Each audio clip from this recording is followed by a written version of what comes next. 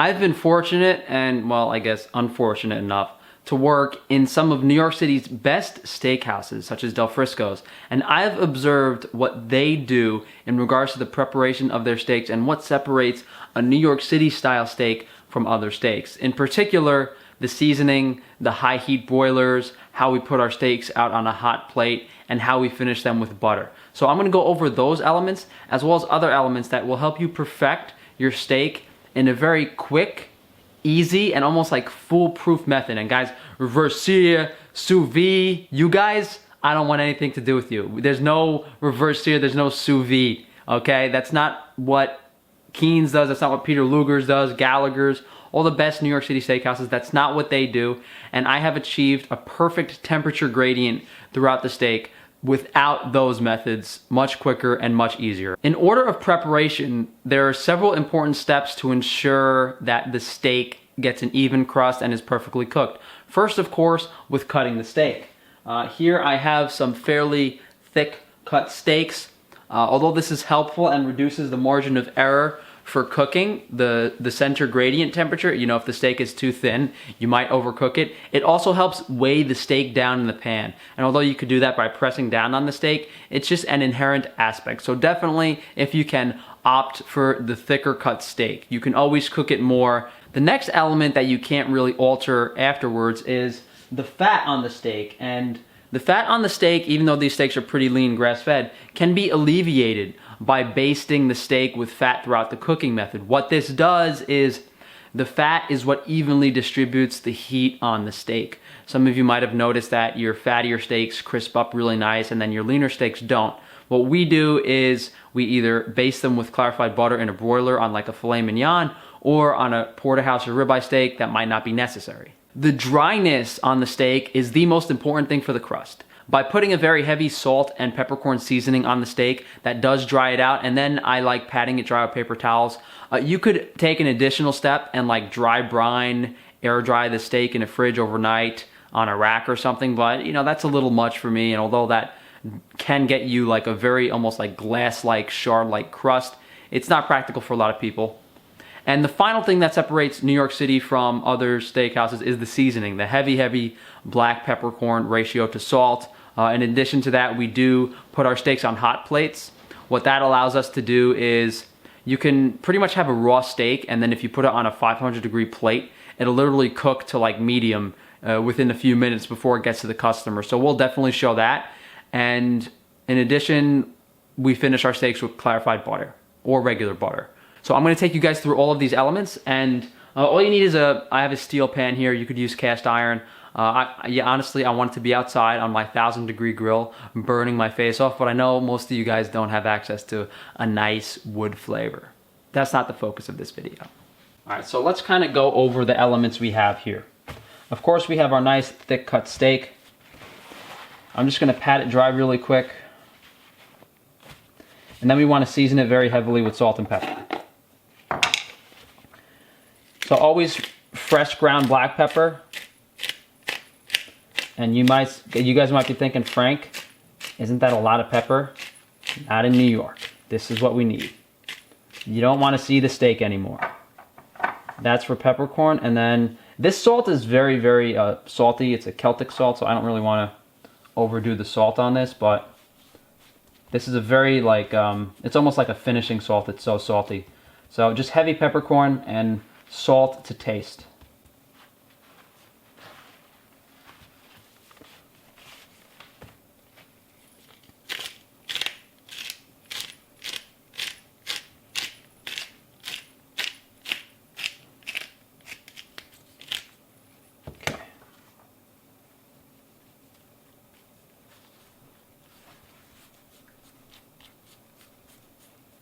Okay, so now we have our steak all prepped and ready to cook. The other elements we have are the thermometer. You know, I mean, people in New York City, these broiler cooks, they've cooked hundreds of thousands of steaks. You need one of these thermometers. You don't have the experience. And this is the clarified butter I'm going to use to cook with as well as finish the steak. Here I have a ceramic plate that can go in the oven. So I'm turning the heat in my pan here on medium high. And what I'm also going to do is I'm going to keep a lid nearby because this will get grease everywhere. So generally speaking, you know, we cook the steak in the pan, we throw it in the oven to finish in the pan, and then we have a hot plate. I'm gonna get a plate under the broiler that's gonna be nice and hot, that's ready for when we're done cooking the steak in the pan. Now, before we cook this steak, let's go over the temperature. So, in the steakhouse, we used to do rare cool, rare warm, medium rare, medium, and then we did medium well, and then well. Rare cool was rare with a cool red center. Rare warm was rare with a warm red center. That was still pretty much blue rare for a lot of people. And then medium rare was a hot red center, which is what most people think of like super rare. And then our medium had a little bit of red in the middle. Our medium is what most people consider medium rare. And then medium well was pink throughout. And pink throughout is what a lot of people consider medium rare. And then we had medium well was a little bit of pink. So there's several temperature gradients. To get to rare, you want, once you go above 120 degrees, the steak will start turning pink in the middle. So anything past that point is gonna be a denomination of rare. So like, if you take the steak out of the pan at 110 degrees and it goes up to 125 on the plate, it's gonna be, you know, a medium rare steak. We're gonna probably shoot for maybe like 120 degrees at the end. So we're probably gonna take it up to 110 and then put it on the hot plate and let it rest for a few minutes. But just in general, the end temperature for each derivative of that, 120 is rare, 125 is medium rare, and 130 is pink, medium. So between that degree range is where you'll see the variance in color, and it does get very, very, very specific and detailed timing. It's literally a few degrees can perfect the temperature that you like. That's why sous vide works for a lot of people. That's why, you know, if you're not using an instant read thermometer or have tons of steakhouse cooking experience, it can be very difficult to time the cooking right. But you got your boy Frank here, so we'll figure it out. So definitely want to keep the steak patted dry right before you put it in the pan. I'm going to turn the heat down a notch. I can already smell the heat on this pan. So I'm just going to put a little bit of clarified butter in. And now the steak goes in.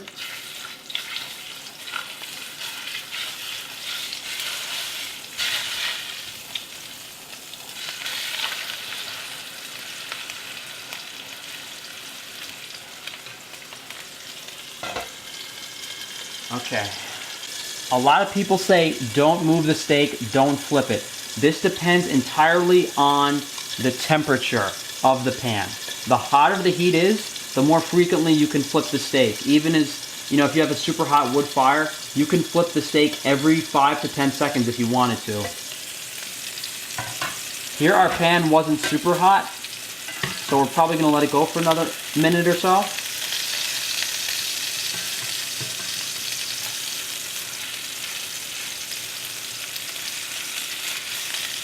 So see that the steak did not stick at all, even though the pan is steel. So what I like to do is, I'll turn the steak a bit, just so the surface and the heat distribution is a little different. So I turn the steak, cover it. Come on guys, I don't want to get grease all over my Halloween decorations.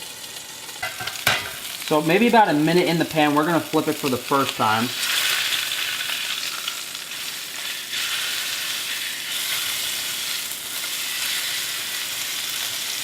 And yeah, that's already a better steak crust than, you know, about half of you guys are posting online. So, I don't know what to tell you. Okay, again, I'm going to turn the steak a bit.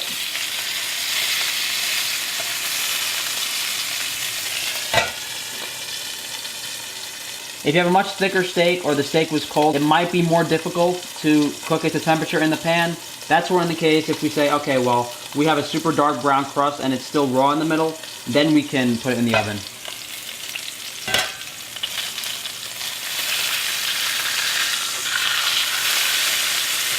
Look at that. See?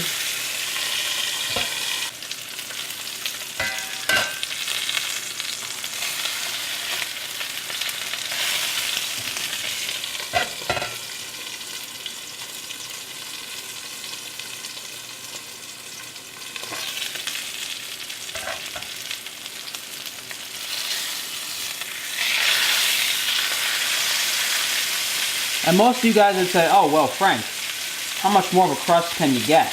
Well, the interior temperature of the steak is about 55 degrees.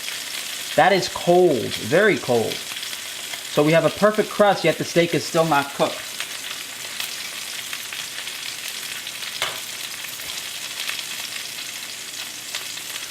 What I will say is, yeah, this looks like a nice deep brown crust. And it's about an amber color, but the difference between a pan sear and a broiler and a wood fire is that a wood fire gets a little darker brown of a crust. What I'm going to do is I'm going to take this off the heat and we're going to put it in the broiler in the oven.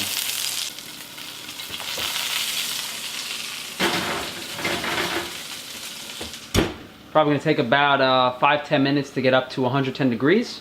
And then we could put it on our hot plate and see what temperature it gets up to. Just about a few minutes in, make sure you flip your steak over in the pan every few minutes. Alright guys, our steak measures 100 degrees in the middle, about 110 on this part, so we're going to take it out right now. Here we got a super hot plate. Steak goes on. You hear that? You guys hear the steak cooking on the plate? So what we're going to do now is I'll finish it with a little bit of clarified butter.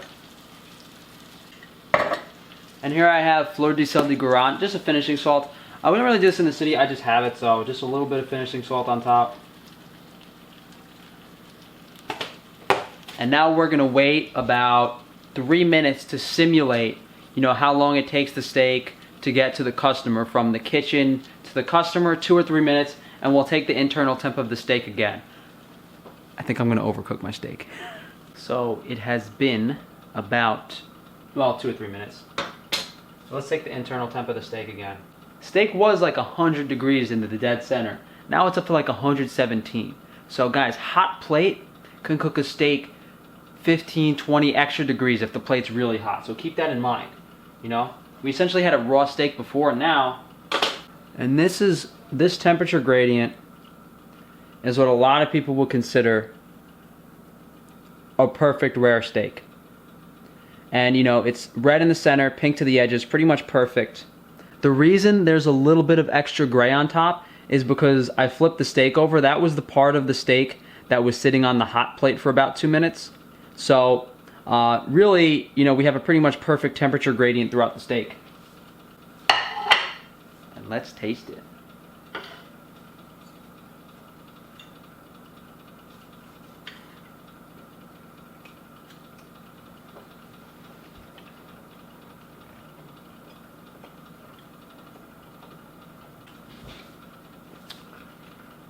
There's something about that black peppercorn seasoning. I just love it.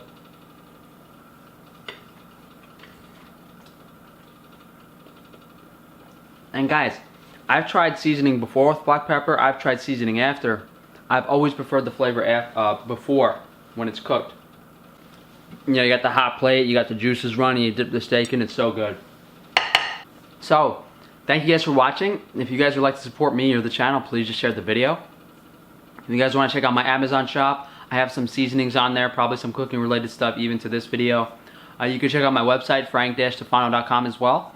And if you guys would like to reach out to me for one-on-one cooking lessons, shoot me an email, frank-a-tufano@gmail.com. Let me know how you guys like this video. I was thinking about doing some more cooking related stuff. Maybe like a chicken carbonara pasta. Let me know.